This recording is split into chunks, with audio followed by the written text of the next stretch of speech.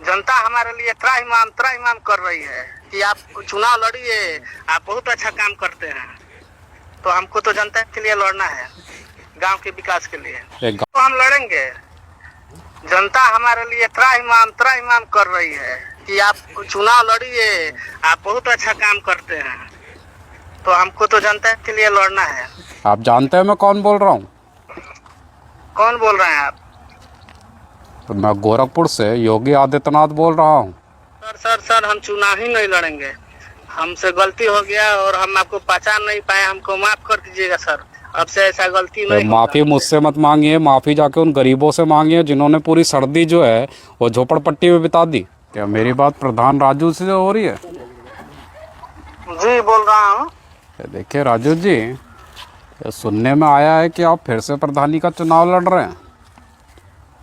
जी हाँ, लड़ रहा हूँ। ये पिछले जो कार्य आपने किए हैं उनको देखने के बाद भी आप किस मुंह से चुनाव लड़ने की सोच रहे हैं? किस मुँह से? हमारा विकास इतना किए हैं, इतना काम किए हैं कि जनता बोल रही है कि आप फिर से लड़िए। यह जो जनता है वो सिर्फ 4 लोगों की नहीं होती जो आपके अड़ोस पड़ोस में रहते हैं। पूरे गांव में, क्षेत्र में घूम के देखिए आपके बारे में लोग क्या कह रहे हैं। आपने जितना विकास किया, हमारे साथ है। या आपने जितना विकास किया है ये सब अपने एक क्षेत्र में ना करके सिर्फ अपने गांव के अगल बगल के 2-4 लोगों के और अपने घर पे ही विकास किया है। बाकी विकास कहाँ किया आपने? ऐसा कौन बोल रहा है? ये सब पूरा गांव बोल रहा है।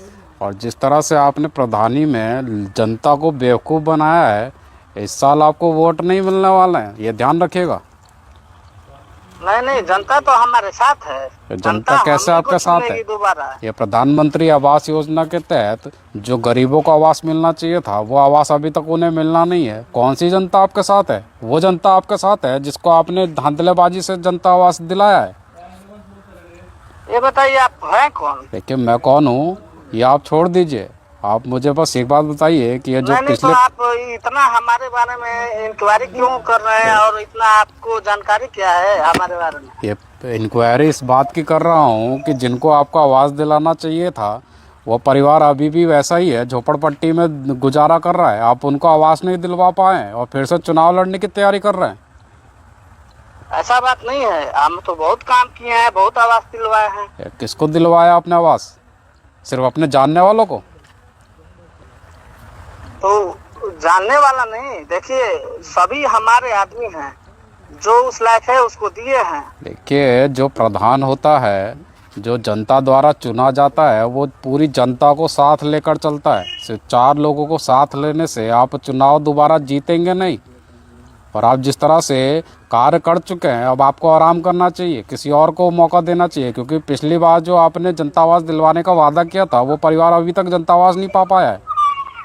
ऐसा है, दिमाग हमारा खराब मत कीजिए, ठीक है? अभी हम चुनाव में व्यस्त हैं और हमारा जनता हमारे साथ है। देखिए जनता देख लेंगे। ये जनता आपके साथ नहीं है, आपके खिलाफ है। और आपसे मैं सीधी और सरल भाषा में ये कह रहा हूँ कि उन लोगों को जनता आवास मिल जाना चाहिए जिनको नहीं मिला है। बाकी आप चुनाव लड़ें चाहे ना लड़ें, इससे कोई फर्क नहीं पड़ता है मुझे। चुनाव तो हम लड़ेंगे। जनता हमारे लिए त्राहिमाम कर रही है कि आप चुनाव लड़िए, आप बहुत अच्छा काम करते हैं। तो हमको तो जनता के लिए लड़ना है, गांव के विकास के लिए। एक गांव का विकास जो होता है वो गांव का विकास होता है, ये खुद का विकास नहीं होता है। पहले मैंने आपसे कहा ना कि पहले आप उनको आवाज़ दिलाइए जिनको ज़रूरत है उस चीज़ की। आवास तो हम दिलाए हैं। ये किनको दिलाया आवास आपने?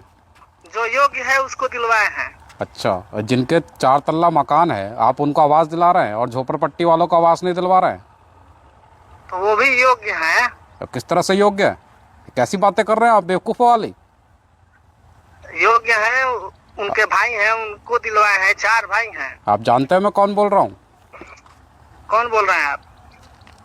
तो मैं गोरखपुर से योगी आदित्यनाथ बोल रहा हूँ। महाराज जी। आगे बोलिए। महाराज जी सॉरी। क्या सॉरी? प्रणाम। क्या प्रणाम? सर हम पहचान नहीं पाए आपको। क्या मैं फ़ोन करते समय आपको आधार कार्ड दिखाऊं? नहीं सर, गलती अभी आप कह रहे थे कि वो योग्य हैं, जिनके 4 तल्ला मकान है वो किस तरह से योग्य होते हैं मुझे ये समझाइए। महाराज गलती हो गया, अब से नहीं होगा। ये पूरे अपने कार्यकाल में आप धांधलेबाजी कर रहे हैं, जनता को बेवकूफ़ बना रहे हैं। ये अब जनता समझदार हो गई है, किसको वोट देना है किसको नहीं देना वो सब जानते हैं। नहीं सर, हमसे गलती हो गया, हम नहीं। आपने क्या सोचा कि आप जनता को धोखा देंगे, जनता आपको मौका देगी? नहीं सर, सॉरी सर, सॉरी। ये चुनाव लड़ने का ख्याल जो आपके मन में आ रहा है उसको आप अपने मन तक ही रखिए, क्योंकि आपको वोट नहीं मिलने वाले हैं। कहीं ऐसा ना हो कि आप द्वार द्वार जाकर अपने वोट मांगे और आपको जूते चप्पलें मिले। सर, हम चुनाव ही नहीं लड़ेंगे, हमसे गलती हो गया और हम आपको पहचान नहीं पाए, हमको माफ कर दीजिएगा सर, अब से ऐसा गलती नहीं। माफ़ी मुझसे मत मांगिए, माफ़ी जाके उन गरीबों से मांगिए जिन्होंने पूरी सर्दी जो है वो झोपड़पट्टी में बिता दी और आपने उनको आवास नहीं दिलवाया। किसी की अगर मृत्यु हो जाती तो जिम्मेदार कौन होता? सर मैं अभी जाता हूँ, अभी पूरा गांव में जितना हमारे गरीब लोग हैं सबसे मिलूंगा, सबका दुख दर्द सब कुछ देखूंगा सर, बस हमको एक बार आप माफ कर दीजिए, आपसे ऐसा गलती नहीं होगा सर। देखिए ये आपके ऊपर है कि अब आप क्या करते हैं क्या नहीं करते हैं, लेकिन अगर ये कार्य आपने सही तरीके से नहीं किया तो मेरे मठ के जो लठ हैं वो तैयार हैं। Sorry sir. चलिए रखिए, जय श्री राम। जय श्री राम, प्रणाम।